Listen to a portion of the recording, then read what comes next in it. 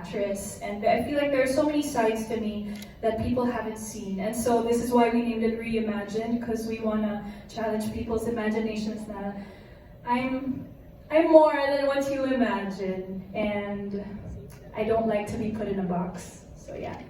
Oh my gosh, yes guys, you heard it from her herself, that we are ready to reimagine you in a different light and to see more of you and get to know you more with your concert. Congratulations, Janella.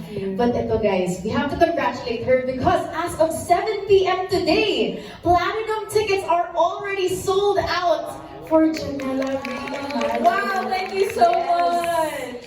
Congratulations, thank you, congratulations to the Janella Sirs, the Marnellas, Josh Nellas, Jane Nellas, lahat na all of your supporters. Yes, thank you guys so much for supporting, especially this concert. It means so much to me because it's my first big concert.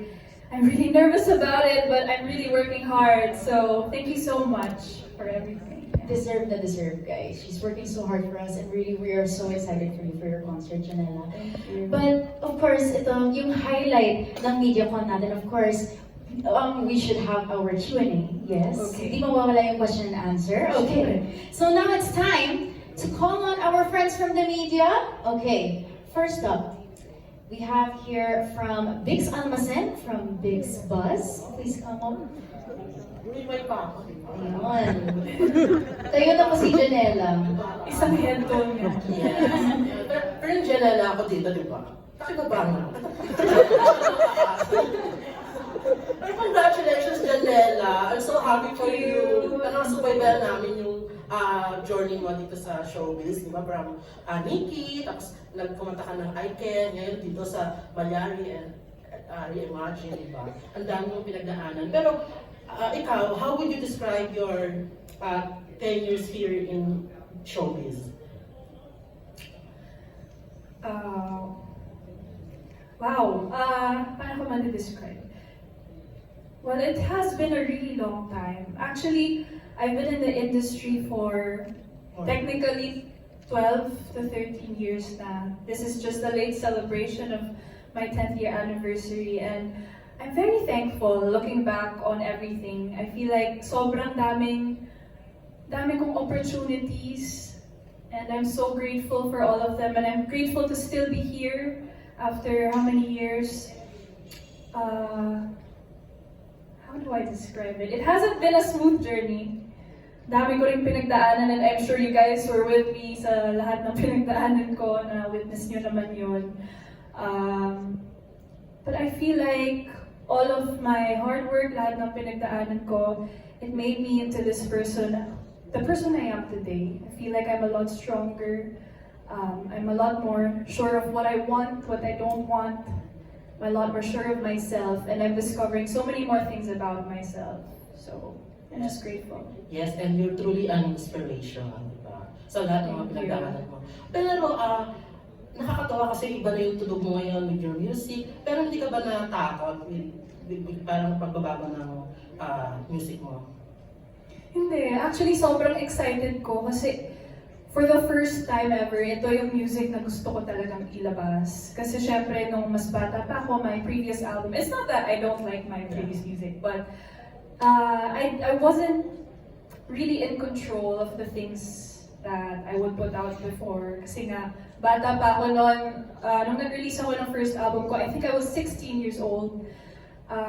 Yun, wala pa ako masyadong say kung ano yung, di pa ako sure ano yung gusto ko, so I would just go with the flow, kung ano na lang yung ibigay sa akin. Okay, sige, let's do this. That's why you guys saw me, naging Disney princess pa, ganyan.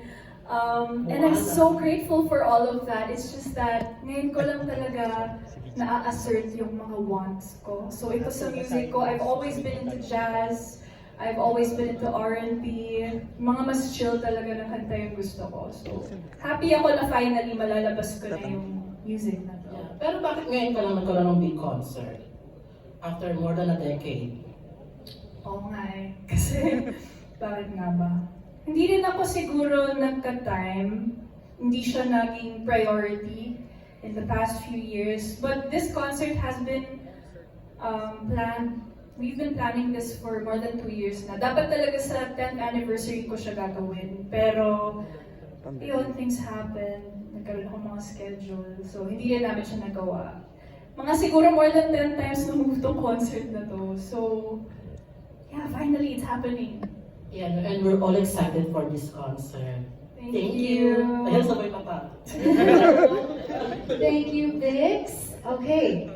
Now we have a question from Nika Sabio of Push.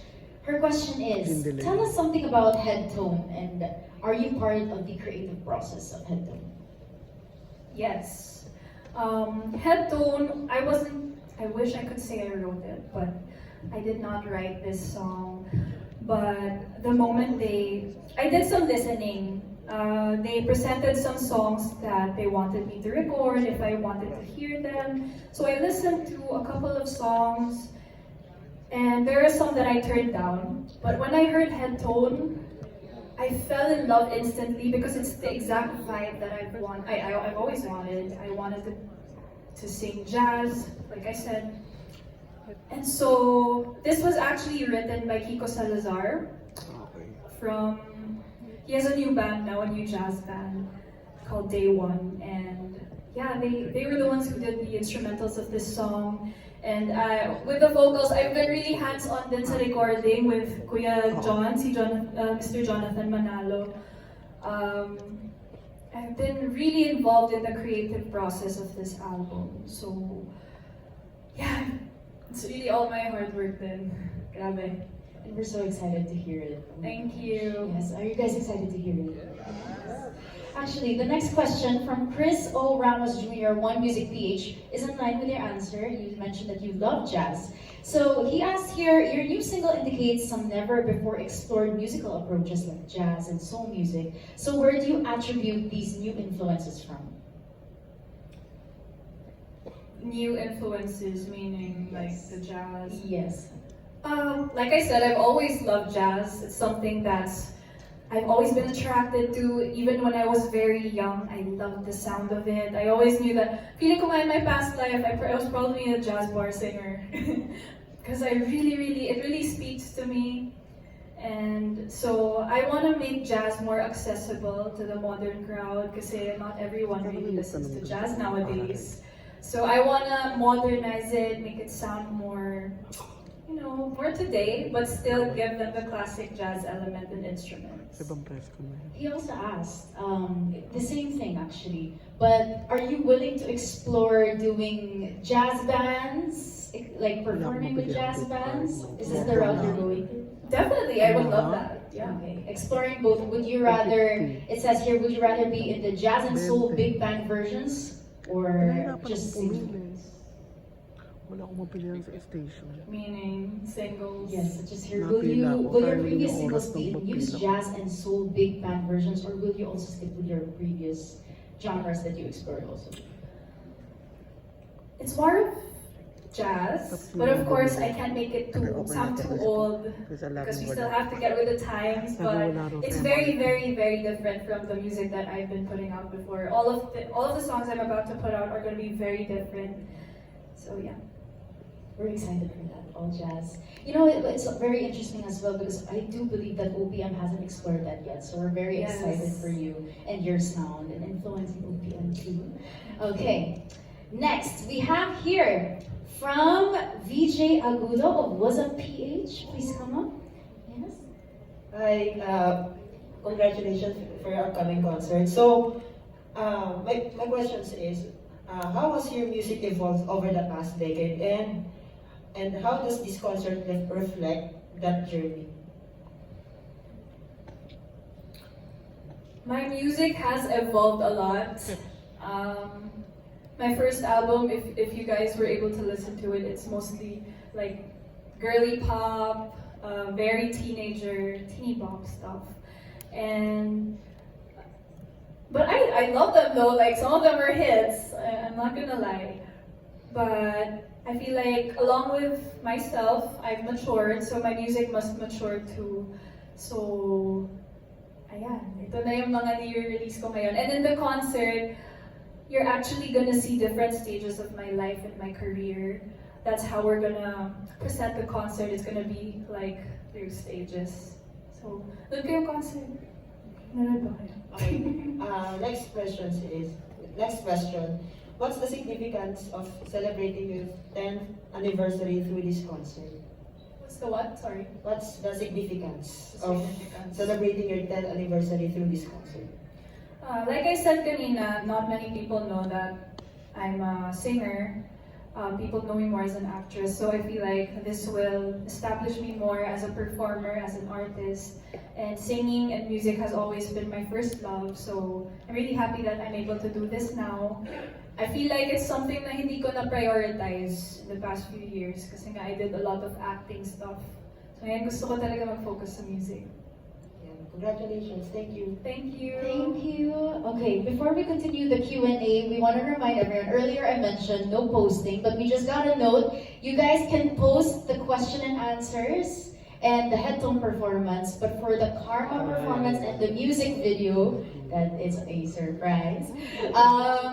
That is the one that we can't post, but then the question and answer we can, and the headtone performance. Makakarma Yes, daw all pala good, post. guys. Don't forget hashtag Janella Reimagined MediaCon when posting. Okay, thank you guys. Makakarma. Okay, Janella, for our next question, we have here from Robert of Manila Bulletin. If you were to dedicate a song from your album to your son Jude, what would it be and why? For my album, Yes. From your album. parang wala. It's very sultry. Yeah, it's Yes. a bit mature, like the theme. Siguro a song. One of the songs I'm gonna sing sa concert are gonna be dedicated for Jude. So, yeah, surprise na lang. Okay. Oh, that's very exciting. Okay. It says here also, this early, does your son Jude enjoy music like you do? Yes. He actually loves to sing. Nasa stage siya ngayon na nakikita niya ako lagi kumakanta. So, tinuturuan ko rin siya mga kanta. Like, ngayon, ang tinuturo ko sa kanya, fly me to the moon. Tapos nasusundan niya naman ako. So, I think he likes to sing. Has he heard the new album? Not yet. Not yet. Ooh, kapag ano lumakin siya. Yeah. Yes. But bigger na. Okay. Thank you so much, Robert. Next one is from Jeffrey Perdon of Kapamilya Online World. Being in the industry for more than 10 years, and surely madami ka nang na-achieve. So, ano pa yung mga goals mo na gusto mong ma-accomplish sa iyong career in the next 10 years? Ooh. Siguro marami pa akong gustong ma-achieve. So I'm just gonna keep working with what I have now. Isa sa mga dreams ko siguro na hindi ko pa na-achieve is makapag-theater. I really want to try doing musical theater.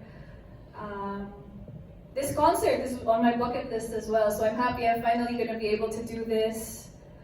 Releasing more music. I really want to release more music. Even after this album, I'm gonna keep making music.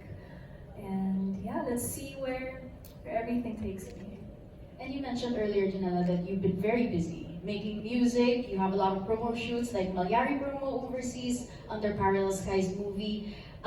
Jeffrey wanted to know, how do you balance your work life? Your work and life, how do you balance your time? Medyo nahihirapan na ako ngayon kasi syempre I'm barely home. I actually just came from, like 3 nights ago, I came from a festival in Lipa. Then the next day I flew to Singapore in the morning, then at night I went home. So I'm feeling I feel sad that I'm not able to spend as much time with Jude. But as soon as I get 3 days, I really make sure I maximize the time I have. Kaya hindi niyo ako nakikita gumagala-gala kasi I really just want to spend the time I have at home. Yeah, I try to balance it as much as I can.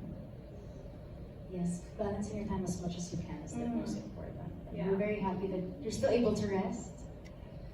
Well, Yes. Okay, Holy Week naman, guys. So, yes. Okay. tama. Diba? Okay, question from G. Trilliana of Malaya Business Insight. If there is a piece of advice that you learned in your journey so far that you would tell your son Jude, what would it be?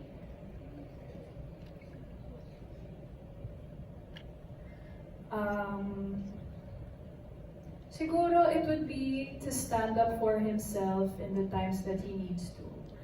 I want him to learn how to assert his boundaries. I think that's very important in this industry, that you don't let people step all over you. And as long as you're working hard and you give your 100% and you're passionate about what you do, then you have the right to assert your boundaries. Yeah. Yes, asserting boundaries, the best. Thank you so much. I'm sure not only Jude will learn from that, but even all your supporters and your fans. Okay, next one. From G. Juliana still. At this stage of your life, is this how you imagined it to be before? That's a tricky question.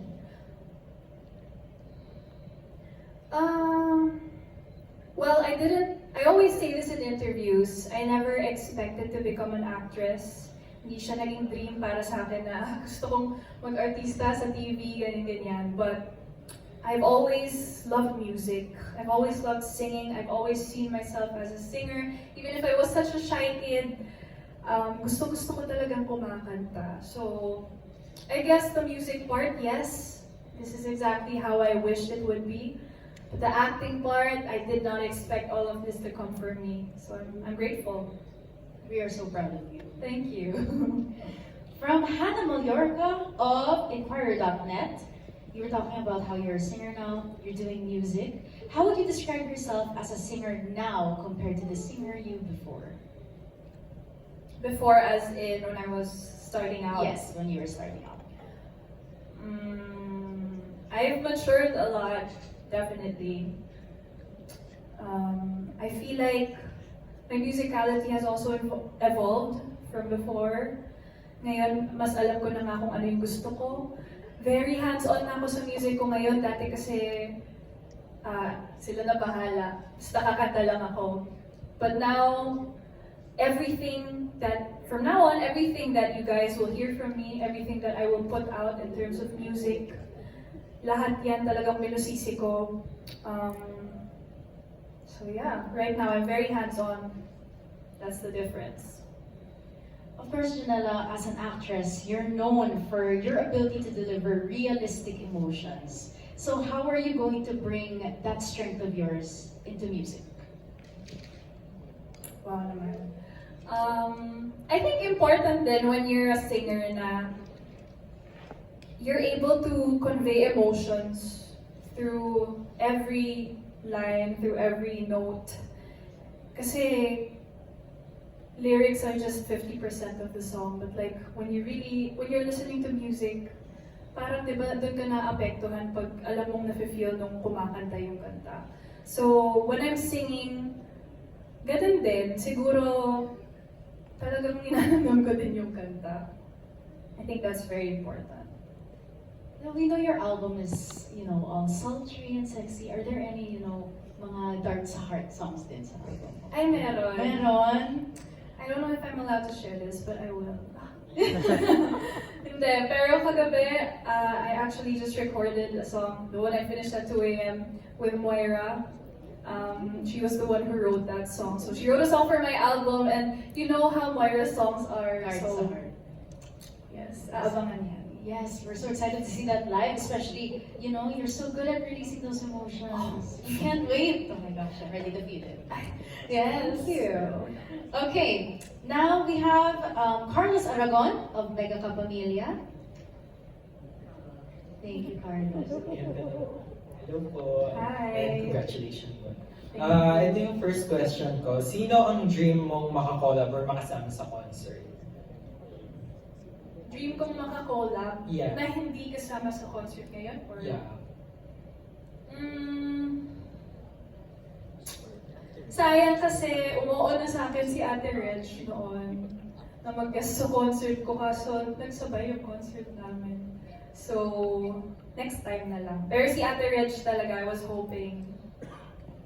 And my second question. Sa 10 years mo sa industry, ano yung achievement mo na talagang gusto mo at ngayon nasa iyo na and pinifeel mo na siya? Sorry, what's the question? So 10 years mo sa industry, ano yung achievement na talagang gusto mo at ngayon nakuha mo na siya?